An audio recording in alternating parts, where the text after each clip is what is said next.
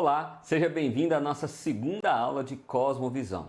Nessa aula de hoje nós vamos falar sobre o histórico da cosmovisão. Então, antes de fato entrarmos na aula, eu quero dar apenas alguns recados aqui.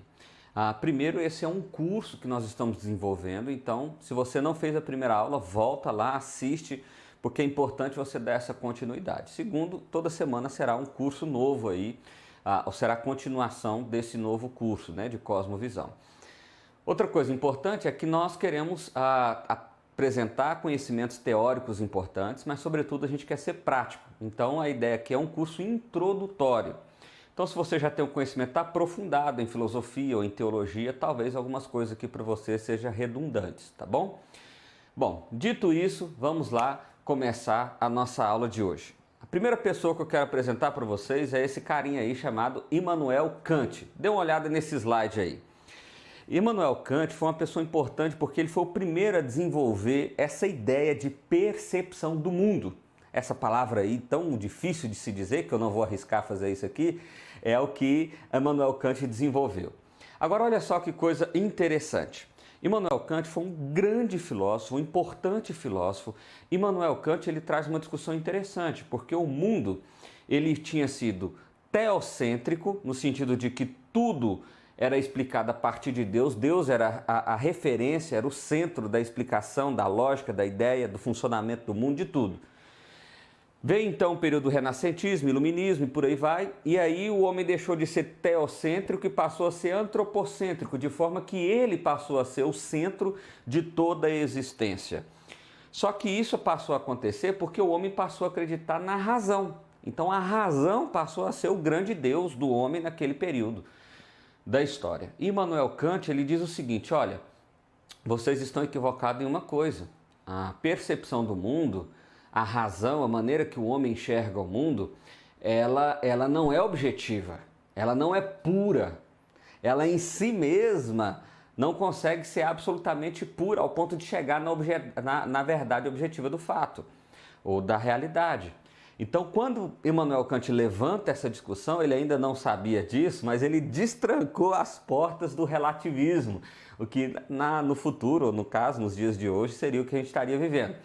Mas ele trouxe uma contribuição legal. Olha só, nesse mesmo slide você pode ver aí, olha, o que foi de bom nisso? O que foi de bom é que ele colocou o homem como intérprete da realidade. E isso é bacana. Mas o que foi de ruim? É que ele colocou o homem como intérprete da realidade a parte de Deus. Então ele se tornou autônomo nessa interpretação da realidade. E esse é o grande problema. Aliás, esse é o problema até hoje, a autonomia do homem.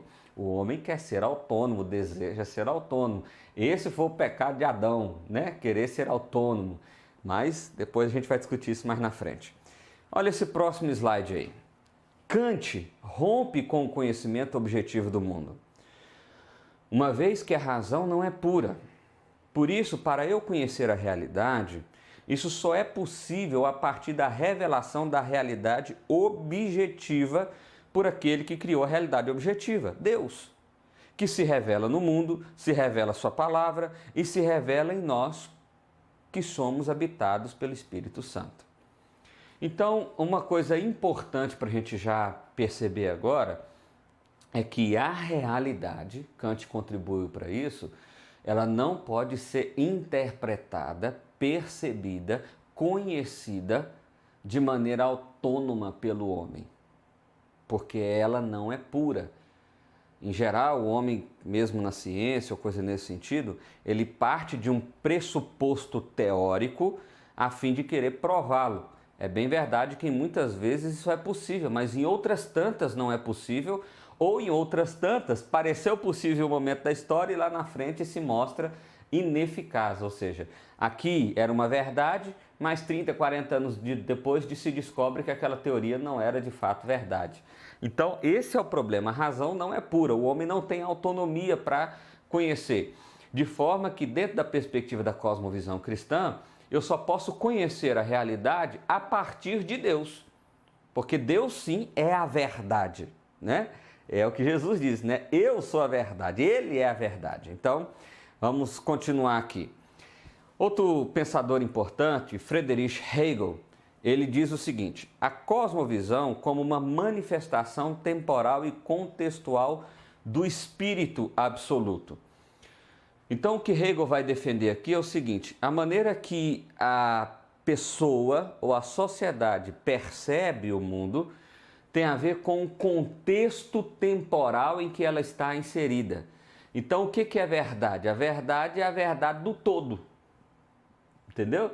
Então, assim, todo mundo pensa, ou a maioria, ou a sociedade pensa que isso é real, que isso é verdadeiro. Então, a partir desse momento, o homem individualmente desenvolve uma cosmovisão em torno daquela verdade. Então, a cosmovisão, na visão de Hegel, ela é uma cosmovisão influenciada ou determinada pelo tempo, pelo momento, pelo contexto. Olha essa última frase de Hegel aí. As artes são a manifestação mais fidedignas da cosmovisão de uma época e contexto cultural. A filosofia é uma boa manifestação da cosmovisão de um tempo. Então, por quê? Porque a arte e a filosofia, elas andam muito próximas, muito próximas. Na verdade, a arte ou ela antevia o pensamento filosófico ou ela expressava o pensamento filosófico da época. Então, quando você estuda filosofia, o pensamento humano, o desenvolvimento do pensamento humano ao longo da história, você vai ver isso de maneira muito clara na arte. Então, em determinado momento, principalmente na cultura ocidental, os santos ou as divindades ou o mundo divino da Igreja Católica que era pintado, expressado. Depois a natureza foi sendo inserida, ou seja, era um desejo artístico, isso tinha a ver com o pensamento de que Deus não era mais o centro, mas a natureza, a realidade, ela aos poucos ela estava entrando aqui, a capacidade do homem de interpretar e de ver isso. Depois o homem vai se colocando em pé de igualdade, as pinturas elas vão sendo pintadas juntas, homens e santos, ou Jesus, ou coisa nesse sentido. E por fim, tira Deus da pintura, já não tem mais nenhuma expressão artística desse mundo divino, e o homem passa a ser a expressão artística, né? Depois vem o expressionismo, o impressionismo, e por aí vai, que vai mostrar essa descoberta do homem em não conseguir entender tudo a partir de si mesmo, né? Então, o expressionismo é isso, por exemplo. Então, a arte desenvolve isso aí. Não vamos aprofundar isso aí, mas é só para você ver que existe uma explicação aí para tudo aí. Isso reflete o pensamento humano, tá bom? Deitley, ele foi o primeiro, de fato, a cunhar, a falar do termo cosmovisão, né? Ele foi quem criou esse termo. E o que era cosmovisão para Deitley? Era o seguinte: era uma estrutura metafísica, ou seja, da realidade, axiológica, que tem a ver com valores éticos, axiológica e moral, de uma cosmovisão.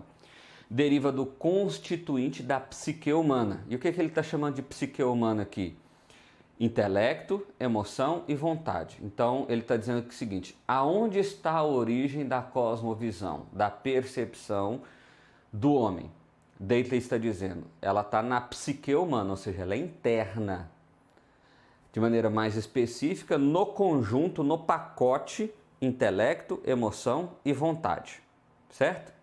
Ele também vai dizer o seguinte, olha só: as visões macrocósmicas em sua composição e conteúdo são intrinsecamente reflexivas da constituição interna dos seres humanos microcósmico, enquanto eles tentam alumiar a escuridão do cosmos. Então ele vai dizer o seguinte: a maneira que o homem percebe a realidade macro-universal, isso vai influenciar ou determinar a maneira que o homem vê e percebe a sua realidade microcósmica, ou seja, o seu dia a dia, a sua percepção individual do dia. Só para trazer um paralelo aqui, apenas um paralelo, para que fique claro na sua mente o que nós estamos dizendo. Alguém que crê em Deus é alguém que tende a encontrar consolo no meio do sofrimento. Por quê? Vamos pegar a percepção protestante disso, tá? Percepção evangélica, a nossa percepção. Então, se existe uma dor, um sofrimento, eu tendo a pensar que Deus está comigo. né? Eu tendo a pensar que Deus me consola, que em Deus eu tenho um abrigo. Isso gera o quê? Isso gera cuidado, isso gera consolo, isso gera encorajamento, isso gera esperança. Então isso faz com que eu encare o fato de uma determinada forma. Isso tem a ver com cosmovisão, ou seja, a minha realidade microcósmica está sendo determinada, a maneira que eu percebo ela, a partir de como eu vejo a macrocósmica, certo? Alguém que não crer em Deus, não, alguém que não tem essa visão macro como nós temos, ele acredita no caos, por exemplo, né? Não são todos, mas eles acreditam no caos e do caos a existência orgânica ou mecânica do mundo. Então, no momento do sofrimento, ele tem que ter outras ferramentas que não essas, de que a gente falou agora há pouco, para lidar com isso. Normalmente o que a gente vê é que não existe necessariamente um consolo, uma esperança, existe apenas um conforto da realidade de que isso acontece e pronto. Então, a maneira que um encara o sofrimento é diferente da maneira que o outro encara o sofrimento. Por quê? Porque ele tem uma visão macro, ou esses dois sujeitos têm uma visão macro diferente, e isso influencia a maneira que eles entendem a visão micro. Beleza? Então, olha só. A gente passou rapidamente sobre o desenvolvimento histórico do conceito de cosmovisão. Como que isso envolve a teologia? A teologia é o seguinte: eles entenderam que, de alguma forma, o conceito de cosmovisão poderia ser útil para ajudar os cristãos a entenderem sua tarefa intelectual e o impacto da abrangência da fé cristã para a realidade. Então, a cosmovisão cristã encaixa em uma tríade simples: criação, queda e redenção. Então, eles entenderam o seguinte, os teólogos entenderam que esse conceito seria importante para os cristãos, para que eles pudessem ver que nós também percebemos o mundo, né? Ou como nós percebemos o mundo. E aí eles desenvolveram essa tríade como bases, como fundamentos, como pilares de uma cosmovisão cristã. Ou seja, todo cristão crê no mundo a partir da realidade desses três aspectos. Primeiro, criação. O que é a criação? O fato de que tem um Deus, um ser supremo divino, único, que criou tudo o que existe, todo o universo, toda a existência, mas não só criou, como sustenta pelo seu poder a existência desse universo. Então, eu creio num Deus que é transcendente, num Deus que é imanente, ele é verdadeiro, ele é pessoal, ele reina, ele está no mundo e para além dele. Então, é nessa criação que a gente crê, né? Não é o acaso, não é o caos, não é a evolução, não, é o Deus Criador que fez tudo. Segundo, a queda. Então, a realidade da queda é muito importante, porque a realidade da queda explica a realidade do mal, vamos dizer assim. Porque, olha só, Deus criou todas as coisas e fez o homem como subgerente da criação, como representante da criação. E ao fazer isso, Deus se relacionou com o homem e colocou uma regrinha: ele não podia comer da árvore do conhecimento do bem e do mal. Essa regrinha era muito simples, tinha um símbolo ali muito interessante. A ideia era se o homem queria se relacionar com Deus em obediência ou não. E infelizmente, o que o homem escolheu? Não se relacionar com Deus. Ele escolheu ser um sujeito autônomo, ele escolheu desobedecer a Deus, né? E o que aconteceu? A partir daí o pecado entrou no mundo, né? É isso que Paulo vai dizer, por exemplo, lá em Atos. Então, a partir daí o pecado entrou no mundo e o pecado colocou toda a criação em completa desarmonia, em caos, manchou a criação de Deus, desvirtuou a criação de Deus. E é por causa do pecado que a gente tem o sofrimento, é por causa do pecado que a gente tem a dor, é por causa do pecado que a gente tem várias coisas acontecendo. Então, veja bem, por causa do pecado a gente vive essa realidade do mal, é isso. Então, nós temos catástrofes, nós temos doenças, nós temos dor, desespero, malfeitores, corrupção, O pecado manchou tudo, tudo, tudo, tudo, tudo, tudo, tudo. E isso mexeu com a realidade. E saber disso como cristão mexe em como eu percebo a realidade. Então, eu não sei quando você vai estar vendo esse vídeo, mas nós estamos em abril de 2020. Nós estamos passando pela epidemia do Covid-19. O que a gente consegue perceber é o seguinte, pelo menos duas realidades a partir dessa tríade que a gente falou aqui agora. Primeiro, Deus está no trono, ou seja, ele não está fora do trono, ele continua rei, certo? E essa consequência dessa pandemia que a gente está vivendo aqui, ela tem consequências humanas, ela tem realidades humanas, mas ela, sobretudo, tem a sua origem lá no pecado de Adão, porque foi a partir de lá que essa possibilidade passou a existir. Pastor, então você está dizendo que se não tivesse tido o pecado de Adão, se não tivesse tido o desejo do homem em ser autônomo de Deus, nós não teríamos doenças? Estou. Nós não teríamos guerra? Isso. Nós não teríamos desastres? Isso. Isso tudo é consequência do pecado. Consequência do pecado. A sua origem está no pecado, lá no pecado original. Entendeu? Não estou dizendo do pecado individual, exatamente hoje, no tempo. Mas a sua origem, a origem de todos os males do mundo é o pecado. E olha, quando eu entendo a queda, a realidade da queda, então isso passa a ser real para mim. Eu consigo perceber o mundo de forma diferente, eu encaro a dor, eu encaro o sofrimento de forma diferente. Entendeu? Entendeu? Olha como a cosmovisão é importante. Vamos lá, terceiro elemento, a redenção. Então, se Deus criou todas as coisas, colocou o homem como representante, o homem caiu, né? A tentação de Satanás, o homem caiu, escolheu andar autônomo, independente de Deus. Deus providencia a redenção. Veja bem, a redenção não é por consequência da queda. A redenção já fazia parte do plano de Deus. A gente vê isso em Efésios capítulo 1, a gente vê isso em Romanos, a gente vê isso em vários textos bíblicos, tá bom?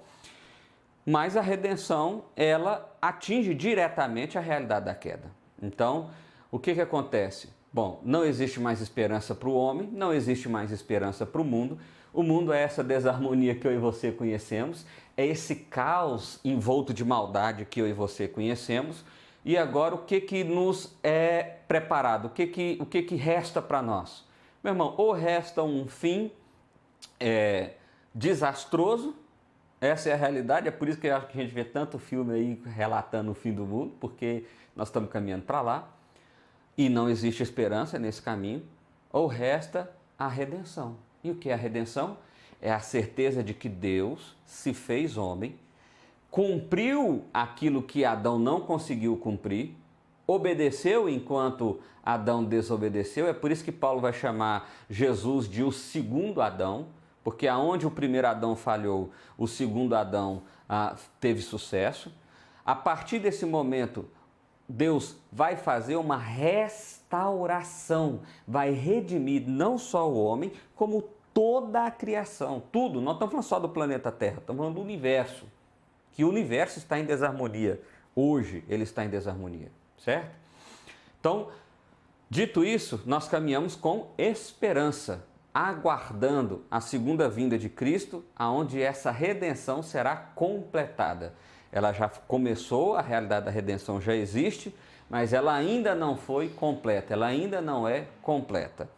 Então, essa tríade da cosmovisão, criação, queda e redenção, é a tríade de como o homem cristão, a mulher cristã, enxerga o mundo. E isso vai impactar diretamente em como ele vai viver circunstâncias, enquanto ele vai passar por momentos, dificuldades, adversidades, alegrias e tudo isso, tá bom? Então, vamos falar um pouquinho desse carinha aí chamado James Orr. Perdão, eu tinha dado a informação equivocada aqui, ó. Na verdade, James Orr é o primeiro, de fato, a usar o termo cosmovisão, né? Deitley, ele desenvolveu o termo, aliás, desenvolveu a ideia, mas não o termo cosmovisão. James Orr é o primeiro a desenvolver isso. Ele desenvolve dentro do contexto de apologética de cosmovisões, e apologética é a defesa da fé. Então é dentro desse contexto que ele vai desenvolver esse termo. E a intenção de Orr era provar que a visão cristã das coisas formava um pacote completo que não pode ser aceito ou rejeitado parcialmente. Olha só que coisa interessante. A ideia de James Orr era mostrar para os cristãos, ou para o mundo daquela época, né? Nós estamos falando aí de 844 a 913, mostrar para o mundo daquela época que o cristianismo, ou a visão cristã do mundo, ela não pode ser aceitada em parte e rejeitada em parte, não. Ou você compra tudo, ou se você rejeita um pedaço, você não vai ter uma base sustentável para toda a visão. Então vamos supor, eu acredito na queda, eu acredito na redenção, mas eu não acredito na criação. Não tem como. Se o Deus Criador não é uma realidade para você, você não é cristão. É simples assim. Necessariamente, o cristianismo é um pacote completo, que não pode ser rejeitado, né? Na nossa primeira aula nós falamos de Francis Schaeffer, que tem uma visão, ou uma definição parecida com James Orr. Outro personagem importante foi Abraham Kuyper. Abraham Kuyper foi o primeiro-ministro da Holanda, um homem extremamente importante. Ele é conhecido como o desenvolvedor ou amplificador do neocalvinismo, ou do novo calvinismo, que era um calvinismo, ou uma ideia. Calvinismo era a teologia reformada, a teologia que se desenvolveu na época de Calvino. Como Calvino foi o principal expoente dessa teologia reformada, então hoje há um paralelo. Muitas pessoas fazem essa associação. Se eu sou reformado, eu estou dizendo em termos teológicos que eu compartilho das ideias teológicas da época da Reforma Protestante. De forma mais específica, eu estou dizendo que eu compartilho das ideias de Calvino, ou que Calvino desenvolveu, tá? Então, a teologia calvinista, e agora desenvolvida por Abraham Kuyper, o neocalvinismo holandês, ele é uma visão cristã de envolvimento social. Mas não é esse engajamento necessariamente na ajuda ao próximo, mas é um envolvimento intencional nas mais diversas áreas da sociedade, ao ponto de difundir, ampliar a visão cristã para o mundo. Abraham Kuyper acredita nisso, ele funda, você pode ver aí no slide, a Universidade Livre lá na Holanda. Ele foi o primeiro-ministro da Holanda e ele faz uma redescoberta das ênfases no exercício do mandato cultural. O mandato cultural é o mandato lá de Gênesis, da responsabilidade de Deus, que Deus deu a Adão, para cuidar da criação e administrar a criação. Isso tem a ver também, então, com a sociedade, isso tem a ver com as relações em que nós estamos envolvidos, tá bom? Então, dito isso, Abraham Kuyper também parte dessa tríade, né? Então, na verdade, ele foi o primeiro a desenvolver isso: criação, queda e redenção.